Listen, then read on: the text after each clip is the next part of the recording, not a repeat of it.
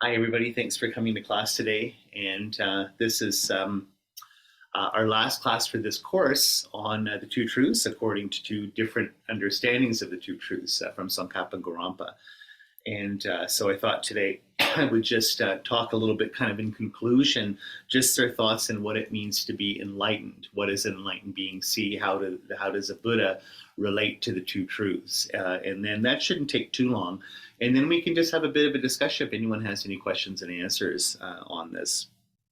And again, this has just been the book I've just been going through is an introduction to this topic, as well as these two great saints and thinkers. And so this is just a very introduction to the Coles notes that I've done of, just a little notes on this book, with which is itself an introduction. And so for the most part, everything I've gone through is fairly, I don't want to say superficial, but I encourage everyone to do their own reading and research, both of these thinkers and then on a lot of other thinkers that are related as well. You can look at other Gelugpa thinkers, other Kagyu, other Nyingma thinkers. In particular, a big missing link here is the famous Nyingma saint and polymath of the 19th century, sort of the great light of the Rimé tradition, Ju Mipam Rinpoche, who sort of adds to Gorampa's view and sort of changes it around a little bit. It would have been nice to have time to talk a little bit on how his view is different from Je Tsongkhapa's view. But of course, as speaking as a Gelugpa, I'm sure most of people attending are as well, it's a chance to get clear on our own view, Tsongkhapa's view, and just see how his view answers to criticisms or sort of other perspectives on the two truths. Okay, so just starting now with the Heart Sutra. Homage to perfection, wisdom, the Blessed Mother. As I've heard, at one time the Blessed One was dwelling in Rajgir in Mass Vulture's Mountain, together a great assembly amongst the nuns and a great assembly of bodhisattvas. That time the Blessed One was absorbed in the concentration of countless aspects of phenomena called profound illumination. That time also Spirit of Avalokiteshvara, the Bodhisattva, the great being, was looking perfectly the practice of profound perfection wisdom, looking perfectly also the five aggregates being empty in existence. Then through the power of Buddha, Venerable Shariputra said to Spirit of Avalokiteshvara, the Bodhisattva, the great being, how should a son of the lineage train who wishes to engage the practice of profound perfection wisdom? Thus he spoke, and Spirit of Avalokiteshvara, the Bodhisattva, the great being, replied to Venerable Shariputra as follows. Shariputra, whatever son or daughter in the lineage wishes to engage the practice of profound perfection wisdom should look perfectly like this. Subsequently, looking perfectly and correctly also the five aggregates being empty and in existence. Form is empty, emptiness is form. Emptiness is none other than form, and form is none other than emptiness. Likewise, feeling, discrimination, compositional factors, and consciousness are empty. Shariputra, this all phenomena of emptiness having no characteristics, now produce and do not cease. They have no defilement, no separation from defilement, and they have no decrease and no increase. Therefore, Shariputra, in emptiness there is no form, no feeling, no discrimination, no compositional factors, and no consciousness. There is no eye, no ear, no nose, no tongue, no body, no mentality, no form, no sound, no smell, no taste, no tactile object, no phenomenon. There is no I element, and so forth, up to no mentality element, also up to no element of mental consciousness. There is no ignorance, and no exhaustion of ignorance, and so forth, up to no aging and death, no exhaustion of aging and death. Likewise, there is no suffering, origin, cessation, or path, no exalted awareness, no attainment, also no non-attainment. Therefore, Shariputra, because there is no attainment, bodhisattvas rely on and abide in their perfection of wisdom. Their minds have no obstructions and no fear. Passing out of beyond perversity, they attain the final nirvana. Also, all Buddhas reside perfectly in the three times, having relied upon the perfection of wisdom, became manifest, complete, but is in the state of unsurpassed, perfect, complete enlightenment. Therefore, the mantra of perfection of wisdom, the mantra of great knowledge, the unsurpassed mantra, the equal to an unequaled mantra, the mantra that thoroughly pacifies all suffering, since it's not false, should be known as the truth. Mantra of perfection wisdom is proclaimed, Tayatam Gata Gata Paragata Parasam Gata Bodhisoha. Shariputra, Bodhisattva, great being, should train the profound perfection wisdom like this. Then the Blessed One arose in that concentration and said to Spirit of Avalokiteshvara, the Bodhisattva, the great being, that he'd spoken well. Good, good, O son of the lineage, just like that, since it's like that, just as you have revealed, in that way the profound perfection wisdom should be practiced, and the Tathagatas will also rejoice. When the Blessed One had said this, Venerable Shariputra, Spirit of Avalokiteshvara, the Bodhisattva, the great being, entire circle of disciples as worldly beings, gods, humans, demigods, and spirits, were delighted and highly praised what had been spoken by the Blessed One. Okay, so let's take a moment just to visualize ourselves surrounded by all sentient beings, feeling that we're meditating, studying the Dharma with them and together. And visualizing Buddha Shakyamuni in the sky above us. You can also visualize Manjushri, Buddha Wisdom, Tsongkhapa and Gorampa, and all the great Tibetan masters, and all other Buddhas and Bodhisattvas. Just like all constellations in the sky here in front of us. Just giving us their blessings and presence and witnessing our practice here. Again, taking refuge in all sentient beings to achieve enlightenment, go for refuge to Buddha, Dharma, and Sangha. And really setting this refuge in our hearts here. Again, taking refuge in particular in the Buddha jewel, particular wisdom realizing emptiness. So I should say in the Dharma jewel, that's the big thing. In particular, Dharma jewel representing our sort of innate or inner wisdom, the emptiness of our own mind, and the capacity for us to realize emptiness is the main teaching of Buddhism. And taking refuge in the Buddha jewel as the example, Buddha as our teacher who's done this and teaching us the Dharma jewel, as well as our own Buddha nature, our own natural and developing Tathagata Garbha, the emptiness of our own mind. And the Sangha jewel, our community, in particular our Arya community, our realized teachers and friends and just yogis and yoginis and so forth, that stand as examples as well as helping us on the path.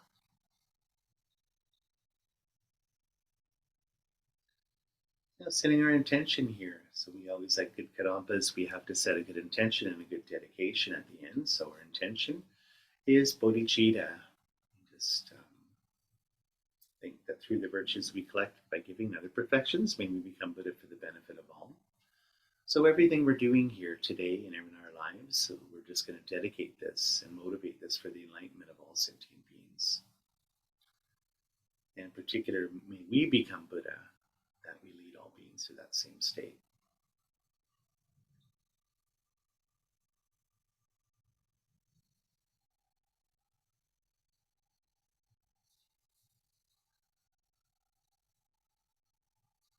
Okay. All right, well, thank you. So just a few sort of concluding remarks here before we get into questions and answers. So what does enlighten mean? Kind of what is the ontology or epistemology for enlightenment? What does it mean to be enlightened, to be a Buddha? How does this happen?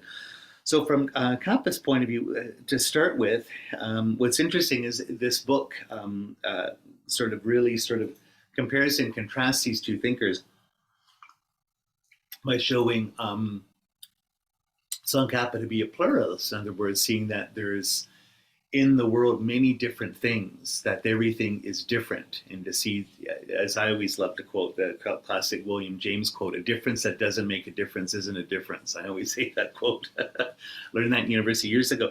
So there are many, many different things. Each one has its own emptiness. They're all the same in that they're all empty, but that they're all different, that each has its own emptiness. So there's this idea that there's difference and pluralism in the world. Whereas with Gorampa, he's a monist. Basically, everything is the same. Everything is empty. Everything is one, right? So it's kind of two different perspectives there in terms of almost a sensibility with their philosophy. So for Tsongkhapa, each empirical truth has its own ultimate truth, even though there is a universality of ultimate truth. So enlightened wisdom accesses the universality of ultimate truth by virtue of having knowledge of both empirical and ultimate truth. So we've seen this before, that how we access ultimate truth for Tsongkhapa is through empirical truth, through conventional reality. By knowing dependent arising, by meditating on that, I can know the emptiness of things, right? Whereas Gorampa, the universality of ultimate truth means one ultimate truth for all empirical phenomena. So the enlightened being has ultimate knowledge alone. Like I've said for Gorampa, which is interesting, is once we meditate on the illusory nature of all reality, we see that what's ultimately true is emptiness. And that once this is the classic, what they call Shentong, or emptiness of other. Once I'm meditating or have a realization of ultimate truth, this empty is empty of everything else but itself. There's no empirical reality. There's no conventional reality. Dependent arising disappears, and all we have is emptiness alone. Right? So Tsongkhapa, the pluralism in the context of dependent arising doesn't imply the existence of self-contradictory truths. So what's interesting for Tsongkhapa is that we can talk about the emptiness of different things. Even though emptiness is the same for everything, everything has its own emptiness. And the reason for that is that on an empirical level, things are different. They have different labels, they have different sort of conceptual or linguistic realities. So we can't sort of run them all together like Gorampa does in kind of like a big mushy congee soup or something. There's the emptiness, for instance, of my phone. There's also the emptiness of my mala. And we can talk on, of course, on a conventional level, they're very different because they have different labels, different concepts, they have different functions. But at an ultimate level, even though they each have their own emptiness, we can talk about in the big picture, emptiness is the same. But again, each one has its own emptiness. So that's what I found interesting is that when we say that this mala passes out of existence, like let's say I throw it in the fire, it gets completely turned into ash and dust and so forth, the emptiness associated with this mala disappears as well, which is interesting because you think it's, well, if emptiness is all the same, how can anything disappear? But since that emptiness is always attached to individual things, we don't have it somehow like Gorampa does, separate from things, like subsisting in some other way, right? Like divided up. They're interdependent that way. So that's a really important thing to see here. So he said, just like two different objects occupy different spaces, but space is the same non-obstructive characteristic. All empty ultimate realities of a table and a chair are different even though they have the same nature. They share the same taste, as Tsongkhapa says. Okay? So both emptinesses here imply the insubstantiality and lack of essence in a negative sense, as well as dependently arisen in a relational nature in an affirmative sense. So Gorampa, on the other hand, of course, the University of Ultimate Truth reinforces his monism. Its nature is one and the same like space. So, of course, what Gorampa says, he makes a very good point here, is the ontology universality are compatible, mutually reinforcing. So in other words, what Gorampa says is that, well, if emptiness is the same for everything, and everyone has its own emptiness, that's like dividing up space. How can you divide space up? Like we can talk about the space inside of something, one thing and another, but it's the same space. So how can you talk about everything having its own space, right? That would be more of a conventional reality, empirical question. On an ultimate level, everything's the same, so how would you divide it up? You know, it's like, I remember, they don't mean it this way, but I remember in my science class when I was a kid, they were making fun of Greek science, which is the stupidest people think it is. But my teacher said, oh, Greeks were, in terms of the 5 elements, so they said everything is like, for instance, a piece of water. Ha ha ha, what a bunch of dummies. But it was this idea that how can you have a piece of water? Like it's the same thing, you know? So, but Gorampa, that's his claim here, arguing against Tsongkhapa, is that how can we divide up space? Space is just like basically a state of non-obstruction. So it's the same everywhere. How could you divide it up? So, what does this mean in terms of when we get enlightened? Okay, so Tsongkhapa says the two mutually entailing truths, Buddha sees both in an instant, and Gorampa says the Buddha accesses the universality of ultimate truth, independent of empirical truths. There is a disappearance of distinction between ultimate empirical reality and wisdom. They form a non-dual, absolute, independent, transcendent wisdom, where all dualities fuse. Knowing wisdom and object knowing become one. So for what Gorampa says is that when you become enlightened, sort of the highest virtue you have as a Buddha, what makes you unique as a Buddha, not a sentient being, is you have this complete state, you're in the complete state of non-duality. So basically, in the state of non-duality, ultimate truth, your own wisdom, and empirical truth merge into one non-duality, one non-dual experience. And that's what you have alone. Sentient beings do not have that. They can't conceive of that. It's beyond their imagination, beyond their conceptual reference points, and so forth, right? Whereas what a Buddha sees from Tsongkhapa's point of view, it's inconceivable for us, but at the same time we can kind of understand, at least by analogy, what it would be, kind of what it would look like. So Tsongkhapa says that when, like what we're doing now, when we're meditating, is of course we're meditating on dependently arisen phenomena, we're meditating on empirical truths, but then we go to a point using our meditative concentration, a tranquil abiding mind, and our vipassana, so to speak. We unify concentration and wisdom, and then what happens is we have a generic image of emptiness. This sort of falls away into a direct experience of emptiness. So this is a point then when you come out of just this absence, right, and the negative phenomena of just the absence of inherent existence. When we come back out of that, we see for the first time things as being dependently arisen in a direct way. All right, so this is what sort of unifies the two truths. But what Tsongkhapa says, until we're enlightened, we keep have to switching back and forth between these two things. So even an arhat or a saint or someone who's sort of been liberated from samsara, they still have these things separate. In other words, when they meditate on emptiness, go directly into emptiness, emptiness just appears as a vacuity or an absence of inherent existence. When they come out of their samadhi or out of their meditation, they see everything as dependent arisings. Everything is just labeled dependent on the mind. Things are impermanent, things are changing, they see these things directly. They know they form a unity or a whole, but they appear differently to one another. And that's why there's still what they call dualistic appearance as an arhat. So with us, I'm speaking for myself, I haven't realized emptiness yet, but I can kind of from descriptions know a little. I don't have the experience, but by way of metaphor and analogy, I can sort of understand this a little bit. Now, with Buddha, what happens is that they no longer switch between the two. They're in that state where they see both simultaneously. So this is what makes Buddhas absolutely amazing, is that they see emptiness directly, and yet at the same time, they see each individual thing and knowing the emptiness, of course, of each individual thing, right? Simultaneously. So that's an incredible thing. But that's the two truths are something intellectual. When we become an arhat, we have an experience of the two truths, but experiences them as being somehow separate still, even though we know they're together. Whereas from a Buddhist point of view, we see them together. They're mutually entailing intellectually, but of course, Buddhists have a direct experience of that. I just wanted to add in, just as we conclude here, Gorampa, what he ends up having to do, of course, if he wants to talk about how Buddhists see this non-duality or ultimate truth, that's what makes them special. So what he says, what makes Buddhists, he would basically say, like of Tsongkhapa saying that Buddhists see conventional truth and ultimate truth simultaneously, he would say, well, what does that really mean? How could you, that doesn't kind of make sense. We wouldn't even be able to talk about that. And so it's almost like this one non-dual wisdom they see of ultimate truth.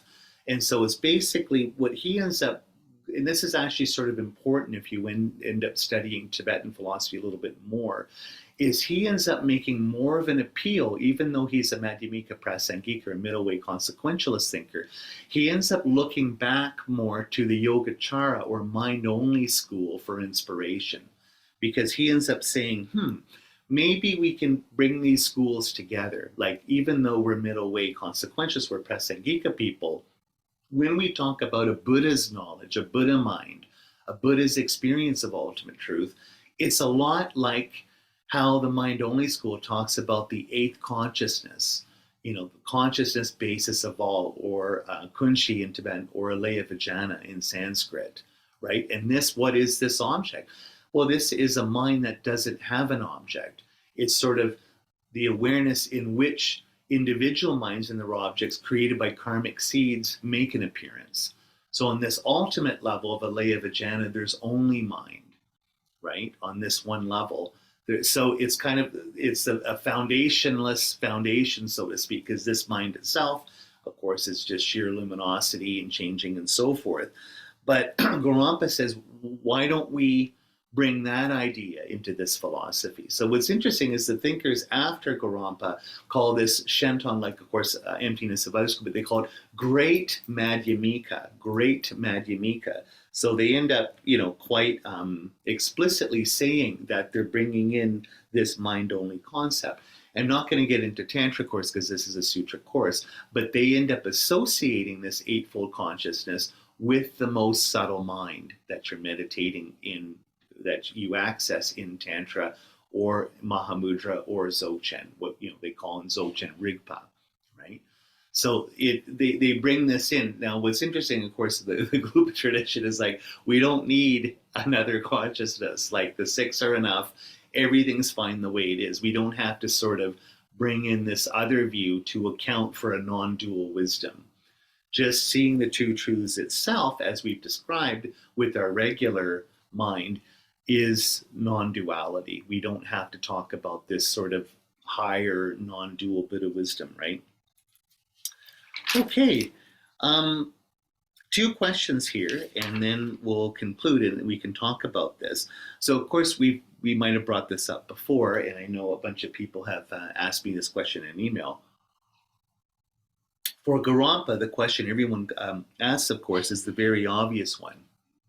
If for a Buddha there's no empirical reality, they're only seeing emptiness and no conventional truth, how can they interact with anybody? In particular, how can they interact with sentient beings? And in particular, how can they teach the Dharma, right? That's a good question. How can, like, if they're sort of beyond language, beyond conceptuality, how can they use language and conceptuality to teach us how to get to where they are, right? So what Gorampa comes up with, it's kind of funny. I mean, obviously it's a little bit ad hoc, but I certainly don't want to disrespect him in any way. But he comes up with the idea that the quote of that what Buddhists have as a knowledge is, quote unquote, knowing from another's perspective. In other words, the Buddha recognizes and identifies empirical phenomena and interacts with others from their own perspective. So in other words, they don't see conventional reality, but they know you're dealing with it. So somehow they can fake it a little bit by bridging that gap, right? Like, I don't know how convincing this is to you guys, but the way I was thinking of it, Gundin Trufa, who I love, but he follows Gorampa's view. He says that when a magician conjures up an illusion, like an illusory elephant or something, and then his audience ends up asking him, is this a real elephant? He will say, yes, it is, right? In other words, I see you guys being faked, and I kind of know that it's working for you. So for you, it's a fake elephant. I'm not going to say it's not real because it's real to you. But in the big picture, it's not real. So another example you could use is when you play with children. So you get down on your hands and knees with your little grandkids or something, and they have imaginary friends, and they're like, oh, my imaginary friend's drinking tea. Do you want a teacup? And you're like, sure. Oh, this is great tea I'm drinking. This is great. And or we're, in this magical realm with fairies together, and you're playing along with this with your grandkids, even though you don't see what they're seeing. You don't know what their imaginary friends look like, but you can sort of fake it enough to make it work. So Gorampa says that basically this is what Buddhas are doing all the time with us. I don't, again, whether this, now you could argue if you want to be really didactic about it, is you could even say, well, notice how you're using language and concepts to even interact with a child on this level. It is like Wittgenstein would say, a language game. We're playing the conceptual or language game of playing a game. There's rules, there's all these things. Those are all empirical things. Those are all conventions. We're using conventions, but how can I, if I'm enlightened and there's no longer any of that in my mind, how can I do that, right?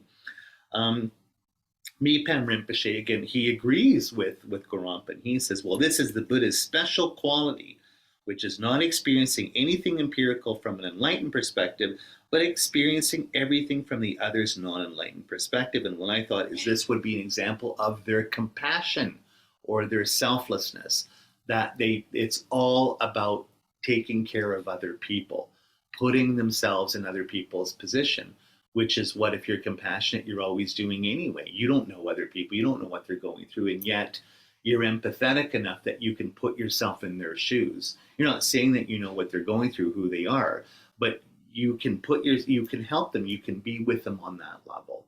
So that's how I'm trying to understand Gorampa's view. Rantung Shakya Gyaltsen, I think he's another Sakya Lama, I believe. He is a supporter and believer of Gorampa, but he ends up making a very good point that this particular view is very problematic, right? The knowing from another's perspective. Is he said, if this knowing from the other's perspective is true, it makes the observation that this being sentient beings have the true perspective on things and not a Buddha who can't even access the truth of things. Like, you have to sort of admit this, that the sort of true perspective of interacting with things and whatever is actually the sentient being's perspective, not the enlightened perspective. So it almost like you've got it asked backwards a little bit of things. Anyway, there's some very good criticisms of this here. And we just talked about what Tsongkhapa says. So yeah, so just to conclude with this right here, is Tsongkhapa, Buddha has a direct and simultaneous realization of two truths in one instant, which is their exceptional quality. So coordination between Buddha's ultimate empirical valid cognition, essential to achieve this simultaneity, and without it, you can know neither. Therefore, the two valid resources, these two valid knowing empirical truth and knowing ultimate truth, that, you know, sort of the two ways of accessing, we can use our empirical or conventional knowledge to know things, or our ultimate knowledge of knowing the emptiness of things. These two things that we have, as well as the Buddha has directly, are mutually entailing. They know, but for a Buddha, they no longer function alternately to each other. They are sort of inseparable functions for a Buddha. A Buddha does not deviate from his direct knowledge of the two truths. So a person comes, there's a question that people level at Tsongkhapa, which is, for his point of view here, is that if a Buddha knows the two truths directly, then is the Buddha's empirical valid cognition able to cognize ultimate truth independently of ultimate valid cognition, and vice versa? In other words, does this end up becoming like Gorampa's view, that if the two truths function simultaneously for a Buddha, wouldn't that even break down the idea of the two truths, or even the two ways of accessing knowledge? If they're together, then technically my empirical valid cognition can access ultimate reality, and my ultimate reality can access empirical, my ultimate cognition can even work on an empirical level. So rather than saying, like Tsongkhapa, it's like two sides of a coin, we have two different ways of accessing each side of the coin, but we know that they go together, wouldn't that distinction start to blur and break down and end up being like Gorampa's view, where basically the two truths collapse into one and there's just this non-dual awareness, right? That's a good question. So Tsongkhapa, because he's so smart, knew this was going to be a question right from the beginning and had sort of a stock answer. And he says, because they're interwoven, every enlightened consciousness is the culmination of two wisdoms. Every event of enlightened consciousness coherently represents things as they truly are. So enlightened wisdom operates within the framework of the definition of two truths while achieving realizations of both. So basically what Tsongkhapa says is that by definition, the two truths go together, are mutually entailing, and are defined in terms of one another. But because of that, we can't collapse them down into each other. They're basically, they depend on each other, but they're also separate, right? Just in terms of the way that we define them, how they're defined. And so we can't make the mistake of saying that they're one thing. There are two things defined in opposition and also in that entail one another. And that's why they go together. So we can't sort of make the conceptual mistake of saying, well, really, they're just one and there's no distinction between them all. There's actually, they both imply one another and are also mutually defined in terms of one another. So they're the same thing and yet different. Hence, there's a pluralism here. Okay, so that's that. I hope that's clear. I'd like to just sort of open this up to questions now or comments.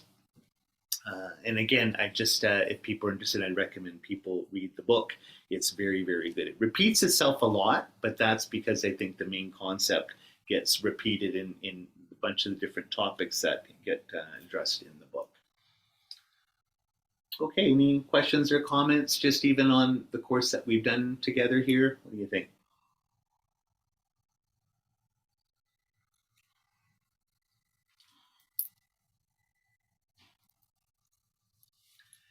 Is that clear, even just what a Buddha sees, what it means to be a Buddha? Just even, or do you prefer one explanation over another? What do you think? Hi, Matthew. Yes. It's Maureen. Maureen. I don't have any questions, and The comment's good too. So either way. yeah, Yeah. I have to say that I don't get it. I don't understand the difference between what they're saying. Really, it's maybe way too intellectual for me, Mhm. Yeah. or I don't see the point of trying to figure out what a Buddha sees, because we'll know when we get there. It's kind of like trying to define heaven when we've never been there. So,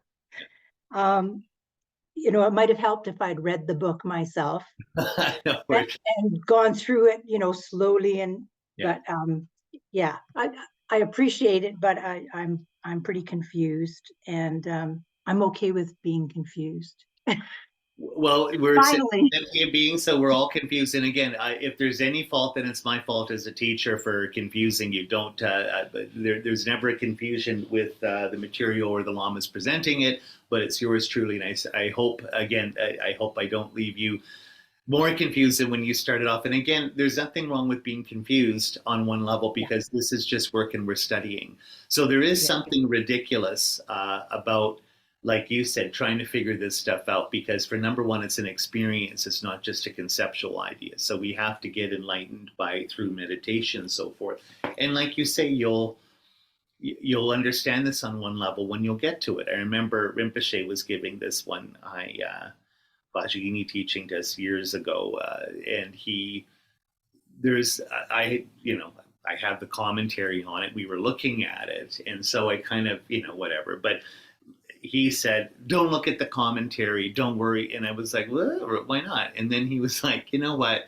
He's like, "You can read the commentary, but he's like, you have no idea what the experience is like in terms of what's coming." And so he was funny, like he was like, maybe it's better not to worry about that. Like just do the practice, and then it'll dawn on, like you'll get the experience, and then you'll see what it's like, rather than because it is in the 19th century Victorian times. I can't remember the guy's name, but the number one expert on Indian culture. He wrote all these best-selling books in England at the time, very sort of popular books, because of the English Raj, right? Like sort of India being an English colony. So it was people that had to go over there for work or business or whatever with the government, or someone wanted to go visit just as a tourist. They would get this author's books and look through it. He was a big expert in this and that. And of course, he had never been to India once, never been there. This is in like the 1800s, where like the 19th century, where there's no YouTube, there's no, like, how did he know anything? Well, he knew it just by people telling him. Then he was the big expert and write books on this. So there's a certain idea, like when we're talking about this kind of stuff, like on an intellectual level, there is something a little ridiculous about it, because we don't know what it's like to be a Buddha. But at the same time, you have to have a little bit of a working idea, so you know what you're working towards. Like I always like talking about what it means to be enlightened, or what a Buddha is, almost just even as a being, just because it's helpful to know, to shoot where you're going. Like it's kind of like, okay, let's say we're going whatever to Africa for a big tourist trip. Well, which countries are this and that? We don't really know what it's like. Watch a few videos. This can sometimes just motivate us along the path, right? Like Escalupas, all we have to worry about is basically Tsongkhapa's point of view on the two truths, right? We don't have to worry about other lineages in their view. But sometimes I think it's interesting, and like I said when I presented this course initially, Gorampa's view and Emptiness of Other view, in some ways, it's the more popular view nowadays when you pick up books on Mahamudra and emptiness and so forth. And so it's nice to know what it is, even you don't have to like it or agree with it, or even understand it all that much. But it also helps you get clear on your own position here. But just to conclude, Claude, before you ask your question, we can have just a general sort of very small idea of what it might mean for a Buddha to be able to see both truths simultaneously. So they see everything as emptiness, like in a deep meditation, but at the same time, they see each individual thing, which is amazing. And they see how these two things relate. But most of all, what's important, that's not just as an experience, like they're a scientist trying to figure something out, like what's an atom or what's a black hole or something. The only reason they know this reality, and the only reason why they sort of realize this reality, is through their bodhicitta. They know that by getting to this state with a mind of great love and compassion, it's the only way they can truly love and help other beings, right? Because they're never fooled by anything, they never do anything bad, and they know every individual thing with like complete selfless love and compassion. So the love that they want all beings to be happy, and the compassion that they want to relieve all beings suffering. So now, for the first time ever, 24/7, because they're immortal, all they can do is care for people in exactly the way that these people or beings need to be cared for. And in the big picture, they're slowly moving. It's kind of like breadcrumbs. They're leaving little trail breadcrumbs to get all sentient beings to come to that same state, that they be able to love and help all beings as well. So in a lot of ways, that's why this matters. Like from a philosophical point of view, well, oh, okay, who cares? What's conventions? What's ultimate truth? Blah, blah, blah. But just imagine what it would be like to be like an angel that sees all beings, all worlds, everything with absolute selfless love and just wants to help. You know, we can't really help people because you see, you don't know who people, you don't know what they need. Like even our own family and friends, when they're going through trouble, you kind of really don't know what to do. Like it's just like, that's the I'm here for you, right? Like that's what we always say, right? But big picture, we don't really know what they're going through, let alone what they're going through in past lives, like their whole sort of cosmic view. But Buddhists know exactly all those details, so they really know how to help. That's really beautiful, I think, you know? So that can kind of inspire us to do our own practice. It's just like, well, that's where I want to end up. I want a being that can have that experience, that can love in that way, you know? Um, Totally. That's yeah. great.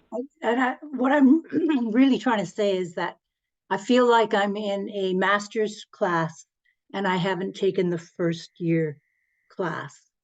So that's why I'm confused and why I don't have a lot of good questions or any You ask amazing intelligent. questions, Maureen. I know you always ask great questions, and you're No, but so, I mean about this today. That's all I'm saying. I'm not apologizing. I'm yeah. not putting You're myself amazing. down. There's no apologize. It's fantastic. And again, you know, I'm just like an egghead here. Like, you know, if the angels or Buddhists come down, they're like, oh, what a loser. Like, you know, like it's just like I'm not acting I like I didn't say know that. this stuff. But anyway, so but thank you for sharing. It's great. And we're working this together. We're learning all this stuff and Yeah. studying all this stuff.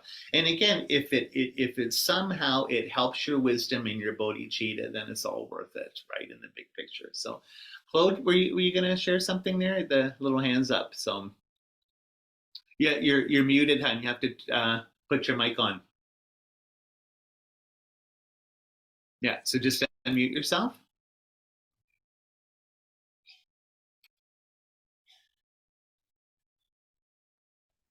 Voilà.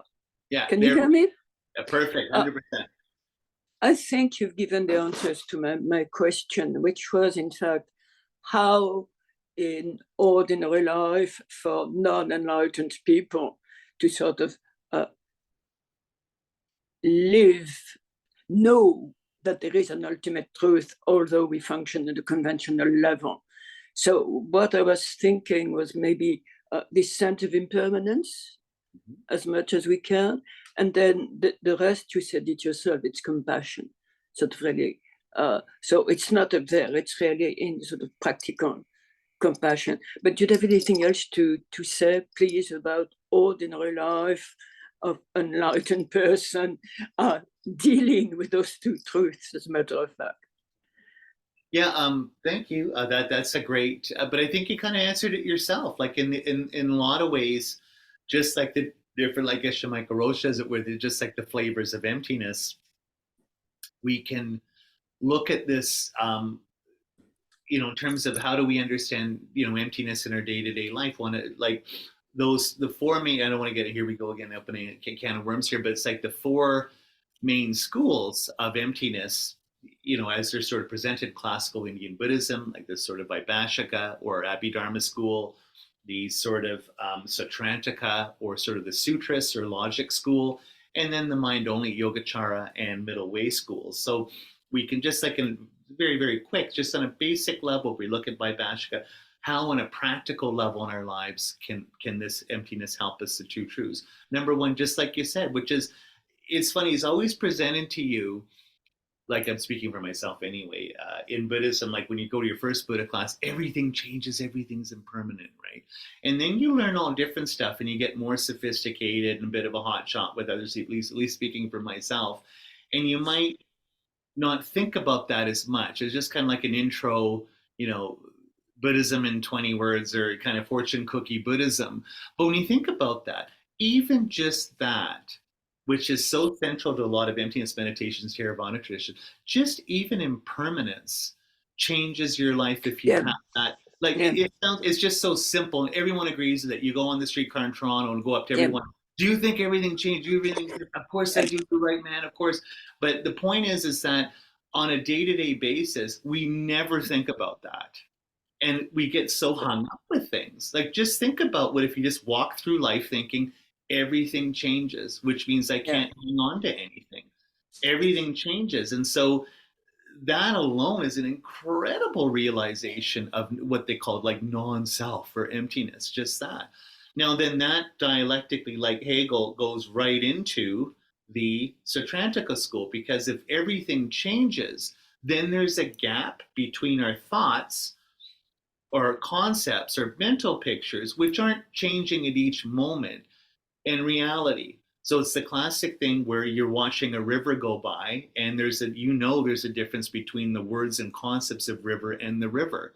Like Heraclitus, you can't step in the same river twice. I put my finger in, take it out, put it in again, it's a different river. So in other words, there's a gap between your conceptual life and the world. That's helpful.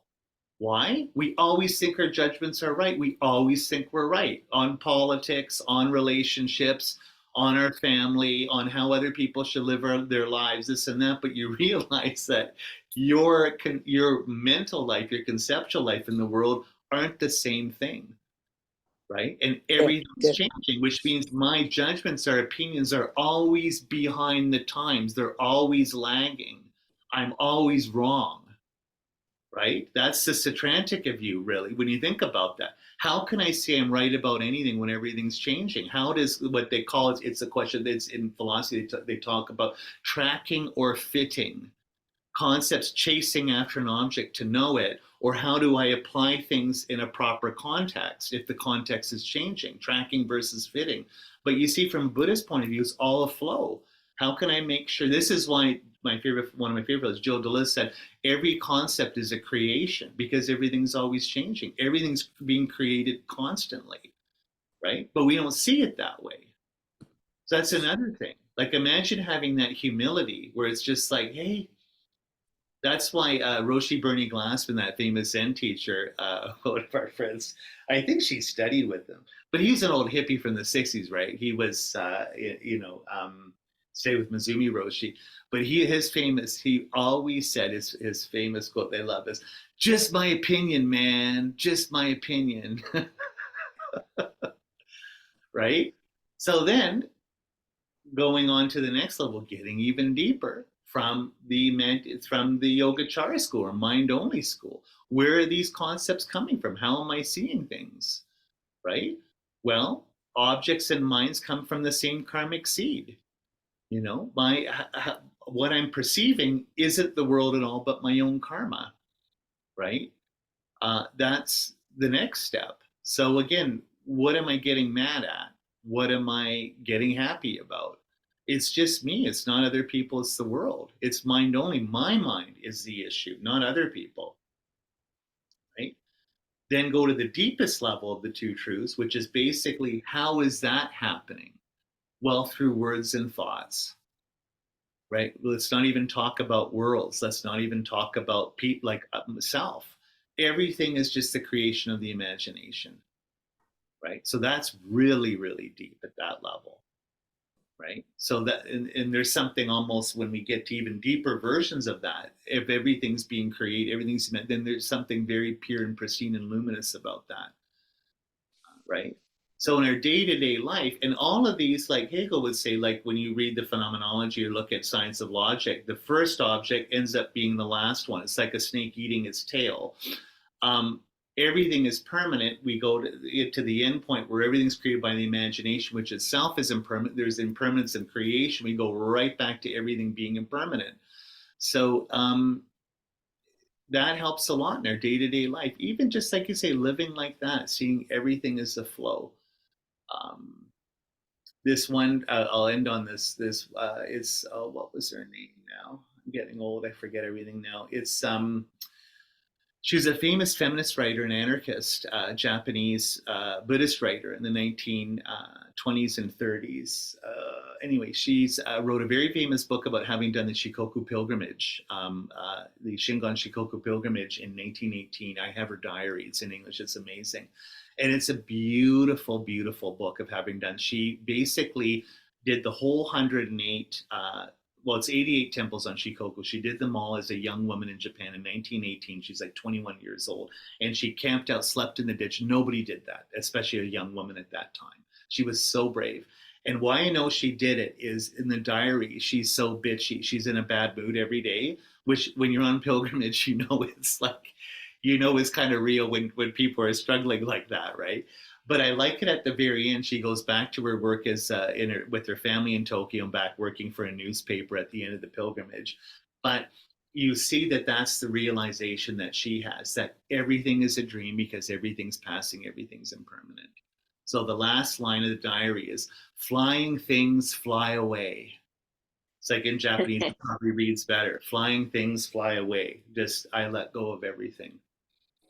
So in the end, think about it. What's the Buddhist see when they see the two truths? Kind of like that, but they don't have to be reminded at each moment it's like that. Everything is just a Proustian novel for them, right? Including themselves. Yeah. Can I say something? Yeah. Would it be better, when possible, to leave aside thinking, concept, words, etc., and live more with immediate sensations of what's around us? Is that a little degree You have better? thoughts anyway. Like the point is seeing them all as impermanent or dependent arisings, Claude. Like rather than the class thing of fighting your mind, right? Which is not the Mahamudra way, where I'm trying not to think. Of course. Yeah. It's just recognizing things for what they are. But it's the old Dzogchen trick when you see, great masters like Sonam Thakchoe Rinpoche. He always said, ironically, and Rinpoche says this too. I mean, he talks about this all the time in his Mahamudra book. The more you look at the emptiness of the mind, the less thoughts happen. Like that's what's funny is most of our thoughts are the drama of the auto commentary, the judgment running. It's the captions on your life you're experiencing, and then you've got the captions of you always talking to yourself. Like if you actually look at the mind, like Deepa Ma always said, the mind is just stories, right? Most of the mind, this is a good argument for ordinary language philosophy, most of the mind is just you talking to yourself if you watch it, right? So the question is, do you need that auto commentary?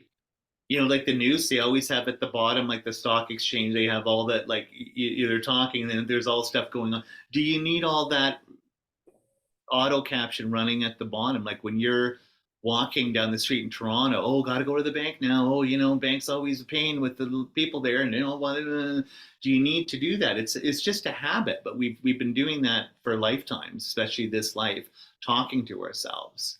What if you just practice that inner silence where you're just observing? All of a sudden, all that noise starts to drop down. You don't even have to do anything. It's just like letting go, right? It's a little easier.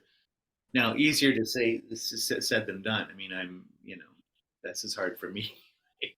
So, any other questions or comments before we go? Does that sound good? Or yes, Matthew, I'd like to say one thing. Mm. I accidentally ran into the concept of emptiness early on when I began studying Buddhism, and it just blew me away, and it it just felt so right. And yet I knew very little. And so I have been so drawn almost magnetically to any kind of learning more. Mhm. And, you know, getting this kind of teaching is so precious.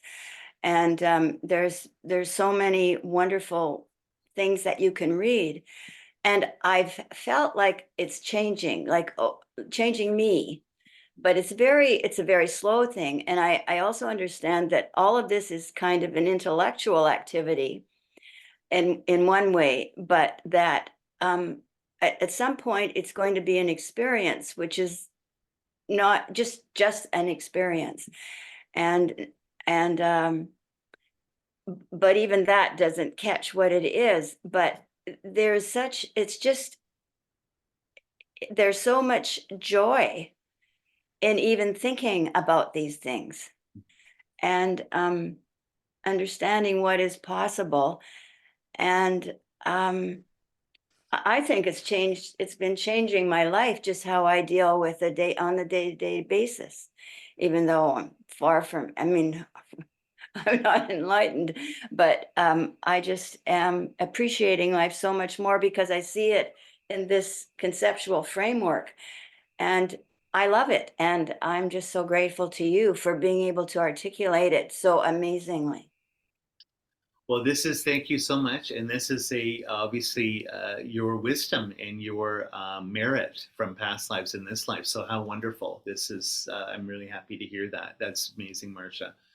Again, it's a testament to your work in this life and past lives, right? So, and again, seeing it, like you say, you see that ultimately this isn't philosophy just to know something. It's therapy. It's therapeutic. We're letting the fly out of the bottle or untying the knot. That's what this is about. Any of the studies, it's about making a positive impact in your life and healing yourself, right? So, thank you so much. Really beautiful. So. Good. Well, what do you say? It's about 9 o'clock. We end there. So next course, I just have to start reading the book. So I'll probably do a recording. I go to see my mom in Arizona for a few days. Christine and I do that, and then I've got all my flight attendant licensing exams, which is April is the cruelest month, as T.S. Eliot said. Every time of year, taxes and my licensing exams for work come at the same time, and it's like you know. But what it will be is a course on essence of eloquence, like what the Buddha really taught, or art of interpretation from Tsongkhapa. And fortunately for me, Lama Ben has just concluded this course. I listened to him. Everything I do will just be a mere footnote to his course. I really urge people to listen to those 10 classes. He is a master teacher on this, got the teachings from Geshe Michael Roach. I did the course many years ago, so I don't want to do everything. I'd refer everyone to Ben's course first, Lama Ben's course, but I'd like to just give a little bit of commentary on it, and so I don't want to go too long with it, but I'm going to use the English translation, not just Geshe Michael's course. I think it's 14 or 15 in ACI, if I'm not mistaken, maybe 15, what the Buddha really taught or what he really meant. Which is the most important thing. How do I know what's true, and how do I know what's figurative or metaphorical or whatever in Buddhism? How do I know that? How can I, when I'm given it teachings, how do I know how, quote unquote, seriously how to take them? So that's Jay Tsongkhapa's sort of master work. He's very famous for that. So I'm going to read Robert Thurman's book. I read half of it about 25 years ago. So I want to finish the whole thing and just give a little bit of a commentary on that, as, like I say, kind of like the footnote to Lama Ben's course there. And then we're done over the next few months. I do this class, next 2-3 months. And then at that point, this is basically what I wanted to sort of present to everybody here. We'll sort of see what happens on the other end of that.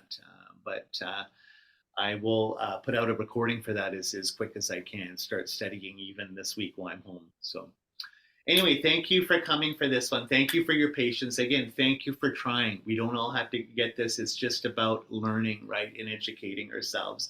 So if you're confused and the confusion makes you want to study more, then that's exactly what we want to do here together for this class.